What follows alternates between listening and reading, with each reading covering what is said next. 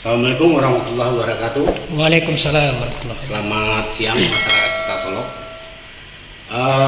Kebetulan pada hari ini kita kedatangan rekan kita dari KPU Kabupaten Solok Selatan. Selamat datang Pak Andi, serta rekan-rekan. Ya. Di sini kami juga memperkenalkan ya, inilah Maksokan Podcast Kota Solok.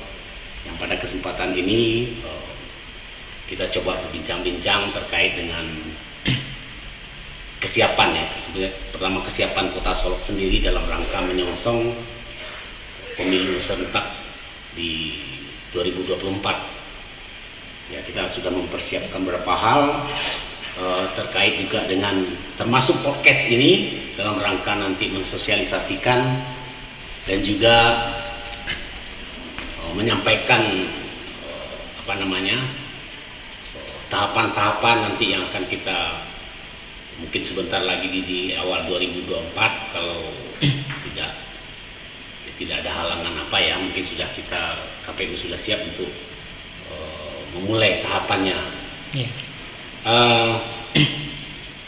Dalam hal ini tentu kita minta juga sebagai rekan kita yang dari Kabupaten Solok Selatan ya, sejauh mana juga kesiapan rekan-rekan kita di Kabupaten Solok Selatan, dan juga mungkin kita juga minta kesan sedikit bagaimana kondisi kita di Kota Solok dengan hasil kunjungan ini. Siapa? Ya. Terima kasih Pak Arif. Assalamualaikum warahmatullahi wabarakatuh. Pertama tentu kita mengucapkan terima kasih yang sebesarnya pada KPU Kota Solok yang sudah bersedia menerima kedatangan kami gitu kan. Dalam rangka mempelajari studi banding atau studi tiru apalah namanya, yang nantinya mungkin apa yang kita dapatkan di Kota Solok tentu menjadi bahan yang akan diterapkan nanti di Kabupaten Solok Selatan. Yang pertama kami terkesan juga dengan apa yang sudah dilaksanakan oleh KPU Kota Solok. Pertama tadi kita sudah mengunjungi bagaimana PPID ya, yang sudah berbasis elektronik. Kemudian juga kita sudah mengunjungi juga RPP, kemudian podcast yang masuk di ruangan ini. Ini sangat luar biasa saya kira. Ini belum ada, jujur saya belum ada di Solok Selatan. Maka ini sebagai bahan yang kami coba nanti untuk di Solok Selatan, bagaimana yang sudah dilaksanakan oleh KPU Kota Solok bisa kita terapkan juga di Kabupaten Solok Selatan. Ini itu. Ya. Ya. Sejauh ini ya kita di Kota Solok kan juga sudah berapa kali melaksanakan kegiatan sosialisasi ya. Ini semua juga dengan rekan kita ini juga di Divisi Parmas sama dengan kita. Jadi kita sudah melaksanakan sosialisasi juga dalam rangka mendukung kegiatan yang digagas oleh KPU RI terkait dengan DP3 ya, Desa Peduli Pemilu dan Pemilihan ya. Kita juga sudah melaksanakan berapa di kelurahan, kalau sini di kelurahan. Mungkin sejauh ini kita perlu juga dapat informasi juga ya, sejauh ini di Kabupaten Solok Selatan itu sudah sejauh mana ya kegiatan-kegiatan terkait dengan sosialisasi terkait dengan DP3 tersebut. Iya. Oke, di Solok Selatan untuk kegiatan sosialisasi kita sudah lakukan ya beberapa kegiatan ya, termasuk kita sudah mengoptimalkan bagaimana bekerja sama dengan stakeholder ya, pihak terkait, termasuk di penguatan baku humas ya. Kemudian untuk kegiatan sosialisasi kita kepada 10 basis tentunya ini masih tetap kita laksanakan. Kemudian masuk dalamnya juga pendidikan pemilih ya. Kemarin terakhir kita sudah laksanakan kegiatan dengan mengundang dari pengurus OSIS beberapa sekolah yang dari Solok Selatan. Ini termasuk pada pemilih pemula ya. Kita menyampaikan bagaimana proses pemilihan berdemokrasi itu, kemudian juga pentingnya memilih sebagainya, agar nanti generasi muda ini sebagai pemilih yang milenial ya, atau pemilih pemula, dan juga menginformasikan apa-apa yang kita sampaikan itu kepada rekan-rekannya di sekolah ini. Kayaknya kemarin ada pengurus OSIS yang kita undang untuk melaksanakan kegiatan itu. Selain dari itu juga kita dengan tokoh-tokoh masyarakat ya, juga terus kita lakukan kegiatan pendidikan pemilih ini. Ya artinya kan kegiatan-kegiatan terhadap pendidikan pemilih dalam rangka membuat masyarakat menjadi lebih partisipatif ya, dalam lebih partisipasi yang aktif dalam hal ini, tentu kita juga telah sama-sama laksanakan dan sama-sama juga untuk meningkatkan itu di kedepannya. Walaupun di sini kita lihat ya, Kabupaten Solok Selatan ini untuk pemilihan kemarin itu partisipasinya tertinggi untuk di Provinsi Sumatera Barat. Berapa persen? 82%. 82% ya. Itu di Sumatera Barat ranking pertama ya terkait itu, melebihi target dari yang ditargetkan oleh nasional secara KPU RI. Kalau Kota Solok sendiri itu di 76%-an. Ya kalau untuk di tingkat kota ya Kota Solok ya itu ya di ranking pertama juga. Jadi itu juga merupakan jadi suatu bagi kita pembelajaran, dan juga untuk kedepannya bagaimana nanti 2024 nanti kita bisa lebih meningkatkan itu gitu ya. Saya kira mungkin harapan kita sama ya terkait hal ini. Mungkin ada sedikit pesan-pesan dari Pak Andi ya terhadap masyarakat Kota Solok, apa yang bisa kita berbagi dalam hal ini kepada masyarakat terkait dalam rangka kita nanti menyongsong pemilu serentak 2024. Ya. Kemarin memang kita di Sumatera Barat ya masuk partisipasi tertinggi ya. Tentu ya kalau kita evaluasi dari pelaksanaan kegiatan-kegiatan di masa tahapan itu, apa yang mendorong atau yang menjadikan partisipasi itu tinggi di Sulawesi Selatan itu banyak hal, banyak faktor sebenarnya. Terutama pada kegiatan kita asosiasi secara masif ya. Kemudian juga mungkin didukung oleh data pemilih yang bersih, yang akurat ya. Masuk juga mungkin dari semua pihak stakeholder yang berperan di situ. Jadi alhamdulillah kemarin seluruh lini itu berpartisipasi untuk kegiatan sosialisasi, kemudian menyampaikan informasi pemilu ini kepada masyarakat luas. Kemarin di 82% itu sebenarnya ya angka yang kalau kita dilihat dari target nasional 75 ya.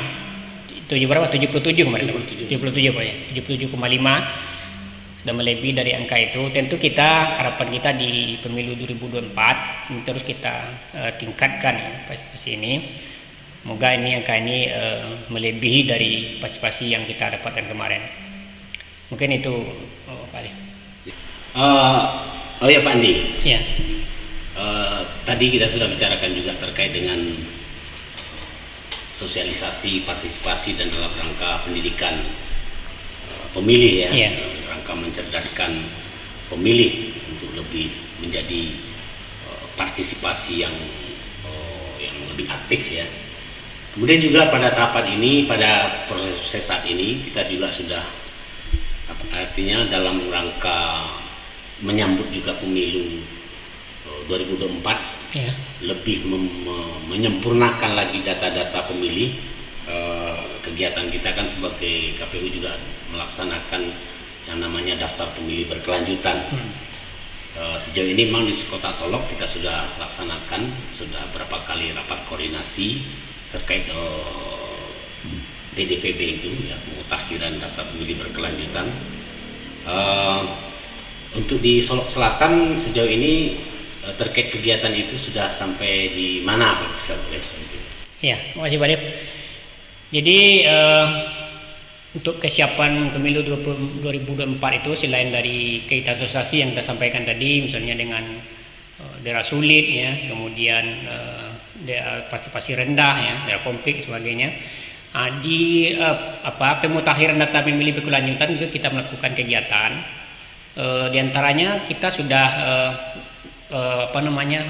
pemutakhiran ini kita sudah lakukan ke nagari-nagari ya, kita kunjungan nagari-nagari berkaitan dengan dari masyarakat ada yang meninggal ya, perubahan data, pemilih baru sebagainya. Kemudian juga kita sudah bekerjasama dengan camat ya, dengan pemerintah daerah termasuk terutama dalamnya ada dinas capil ya, kalau kita cipil. Kemudian selain dari itu juga kita bekerjasama juga untuk turun ke lapangan itu dengan ikut sertakan Bawaslu ya. Jadi Bawaslu sebagai pengawas juga kita ikut sertakan dalam kegiatan kita untuk mengunjungi ke lapangan.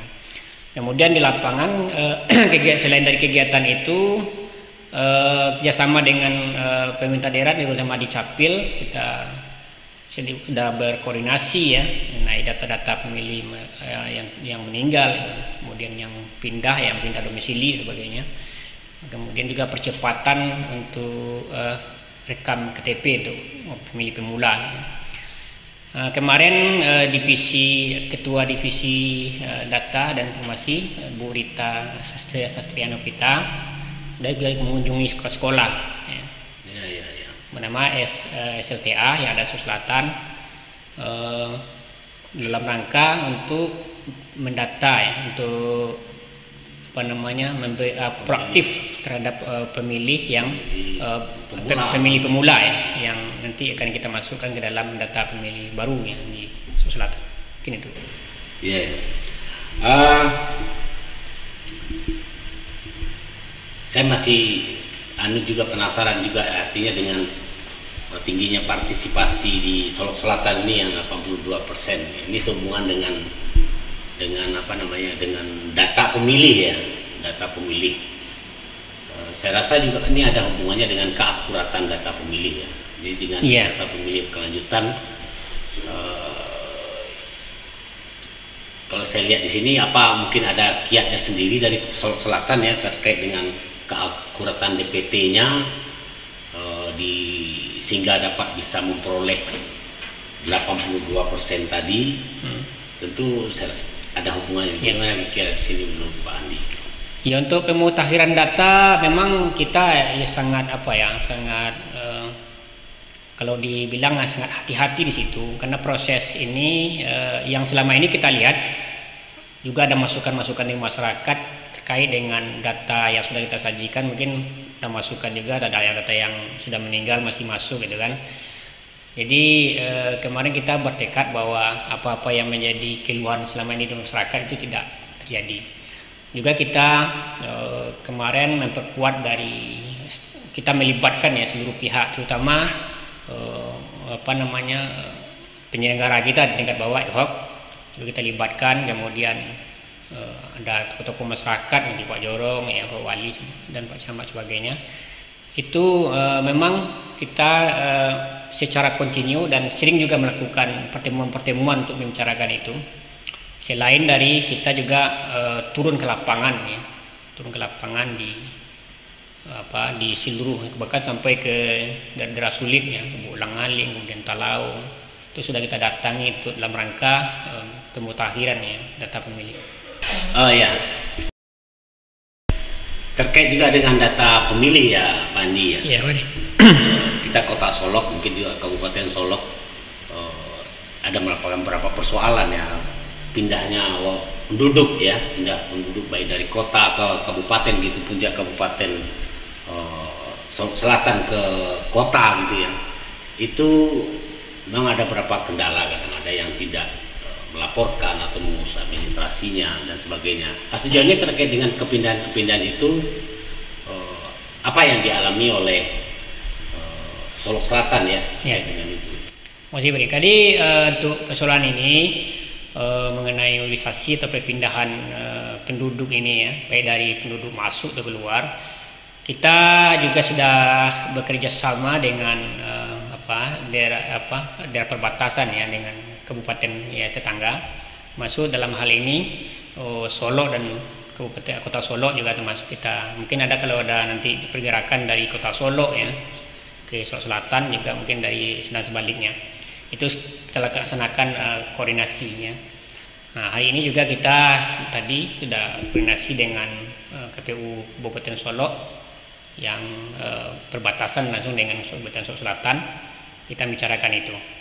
Jadi nantinya kedua belah pihak di KPU yang yang berdekatan ini bisa nanti memastikan pemilih itu di wilayah mana gitu. Sesuai data administrasi yang sah yang dipegang. Kita kepada masyarakat yang berada di Kabupaten Solo, kemudian Kota Solo dan Kota Solo, Kabupaten Solo, agar melaporkan atau menyampaikan proses perpindahan data dan sebagainya, agar nanti data yang dimiliki oleh pemilih itu sesuai dengan data yang dimiliki oleh dari pemilih itu sesuai dengan data yang dimiliki oleh KPU. Ya, terima kasih Pak Andi. Ya. Dan juga teman-teman kita dari KPU Solo Selatan atas kunjungannya ke KPU Kota Solo dan berkesempatan juga untuk berbincang-bincang di Masakan Podcast. Sekali lagi terima kasih. Ya mungkin dari kami sebelum kita meninggalkan KPU Kota Solo ini, ya terima kasih atas layanan ya. Alhamdulillah kami dapat ya banyak yang kami dapatkan di kunjungan ini. Mudah-mudahan apa yang kita dapatkan ini bisa diterapkan di Sulawesi Selatan untuk kemajuan KPU di Sulawesi Selatan. Amin. Baik, terima kasih. Assalamualaikum warahmatullahi wabarakatuh. Waalaikumsalam warahmatullahi wabarakatuh.